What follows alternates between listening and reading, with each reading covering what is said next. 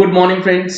GST platform के YouTube channel में आप सभी का स्वागत है। यहाँ फ्रेंड्स, जीएसटी पोर्टल के अंदर आने वाले कुछ दिनों में काफी बड़े चेंजेस आपको देखने को मिलने वाले हैं, यानी कि GSTR return filing, GST ledgers and the payment का फंक्शनैलिटी है, उसके अंदर काफी सारी चीजें चेंज होने वाली हैं। ये मैंने आपके सामने ओपन करा है जीएसटी पोर्टल। इसके अंदर एक एक टैब मैं आपको दिखाने वाला हूं जो कि इनेबल कर दिए गए हैं, बट फंक्शनैलिटी कुछ दिनों में उसे एक्टिव जो है वो किया जाएगा। सबसे पहले है सर्विसेज टैब के अंदर जो हमारा लेजर्स सेक्शन है, उसमें यहां पर cash ledger, credit ledger, payment towards demand और लायबिलिटी रजिस्टर, ये चार ऑप्शंस पहले आया करते थे।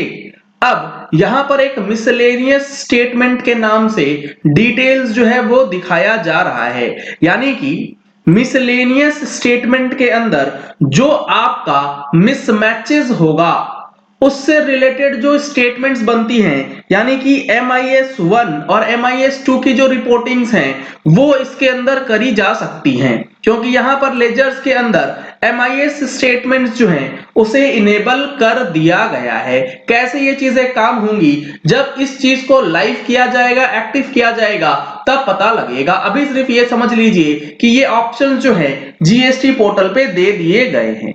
इसके बाद है अगला सेक्शन रिटर्न। इसके अंदर काफी सारी चीजें आपको देखने को मिलेंगी। सबसे पहला है फाइल अमेंडमेंट रिटर्न। जी हाँ फ्रेंड्स, ये सबसे अच्छी खबर हो सकती है कि लेट सपोज आपने GSTR 3B फाइल कर दिया है और उसके अंदर आपसे कोई मिस्टेक हो गई, तो अब आपको GSTR 3B को अमेंड करने का ऑप्शन जो है वो जल्द ही मिलने वाला है। अभी तक क्या होता है, अगर आपने GSTR 3B में कुछ डेटा एंट्री में गलत हो गए तो आप उसे सब्सिक्वेंट मंथ में एडजस्ट करते हैं, और या फिर आपको वेट करना होता है कि जो अमाउंट गलत हुआ है उससे इक्विवेलेंट अमाउंट का किस महीने हमारे पास ट्रांजैक्शंस आएगा। लेकिन अब जब ये अमेंडमेंट रिटर्न आ जाएगी, तब लेट सपोज दिसंबर 20 की जो आप GSTR 3B फाइल करेंगे उसमें अगर कोई गलती हो जाता है तो अमेंडमेंट रिटर्न जो हमारी GSTR 3B होगी दिसंबर महीने की, उसे चेंज करने का ऑप्शन पूरी की पूरी रिटर्न को दिया जा सकता है। यहां पर अमेंडमेंट रिटर्न जो है उसे इनेबल कर दिया गया है। इसके बाद है मिसमैच रिपोर्ट। मिसमैच रिपोर्ट का मतलब है कि जो सप्लायर और रिसीवर के बीच में कम्युनिकेशंस होते हैं, यानी कि सप्लायर ने बिल अपलोड किया, रिसिपिएंट ने रिजेक्ट किया, या फिर सप्लायर ने अपलोड नहीं किया है लेकिन कम्युनिकेशन होने की वजह से रिसिपिएंट ने बोला है कि ये इनवॉइस अपलोड होना चाहिए, तो वैसे मिसमैचेस रिपोर्ट जो है वो भी अब आपको रिटर्न्स वाले सेक्शन के अंदर दिखाया जाएगा। यहां पर आप देख पा रहे हैं मिसमैच रिपोर्ट के नाम से एक ऑप्शन आपको दिया गया है। इसके बाद जो हमारा रिटर्न सेक्शन के अंदर अगला चेंज है वो फाइल रिटर्न प्रोडक्शन, यानी कि जो रिटर्न्स आप फाइल करते हैं उसके लिए न्यू टैब या न्यू लिंक जो है उसे इनेबल कर सकती है गवर्नमेंट, ताकि जो न्यू स्कीम 1 जनवरी 2021 से लागू होनी है वो इस जगह से करी जाए, क्योंकि 3B और 1 तो ऑलरेडी चल रही है। QRMP स्कीम के अंदर जो चेंजेस होने हैं उसके लिए यहां पर चेंजेस किए जाएंगे। इसके बाद है हमारे पास GSTR 3B, GSTR 1 के अंदर अमेंडमेंट से रिलेटेड जो डेटा है, उसके बाद आप देखेंगे तो यूजर सर्विसेज के अंदर कम्युनिकेशन बिटवीन टैक्स पेयर्स का ऑप्शन है, जिसकी डिटेल्ड वीडियो बहुत अच्छी तरीके से मैंने आपको बता रखा है ऑलरेडी। अगर आपने अभी तक नहीं देखा है तो ऊपर आई बटन में लिंक किया गया है, उस वीडियो को जरूर रेफर कीजिएगा कि अगर आपका इनवॉइस अपलोड नहीं हुआ तो आप किस तरीके से अपलोड करवा सकते हैं। अगला है सर्च टैक्स पेयर।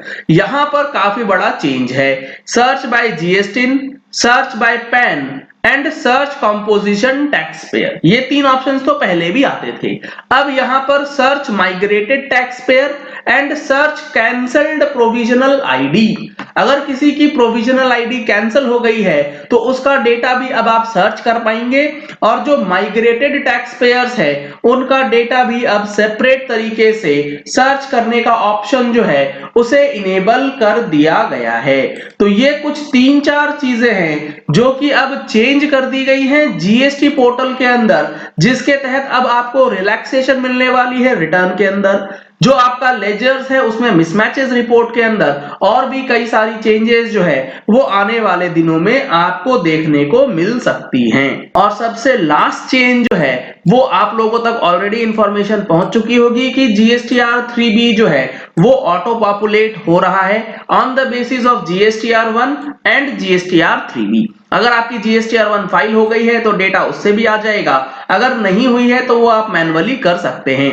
नवंबर महीने की जीएसटीआर 3B कैसे फाइल करनी है उसकी स्टेप बाय स्टेप वीडियो मैंने अपलोड ऑलरेडी करी हुई है चैनल पे, उसका भी लिंक ऊपर आई बटन में दिया गया है। एलिजिबल इनपुट टैक्स क्रेडिट आपके जीएसटीआर 2B से ऑटो पॉपुलेट हो रहा है, इसके अंदर किस तरीके से चेंजेस करना है और कौन सा डेटा आपके लिए सही है और 2B से किस तरीके से डेटा आप यहां पर एडिट कर सकते हैं ताकि कोई गलती ना हो, उसकी भी इंफॉर्मेशन आप तक पहुंचा दी गई है।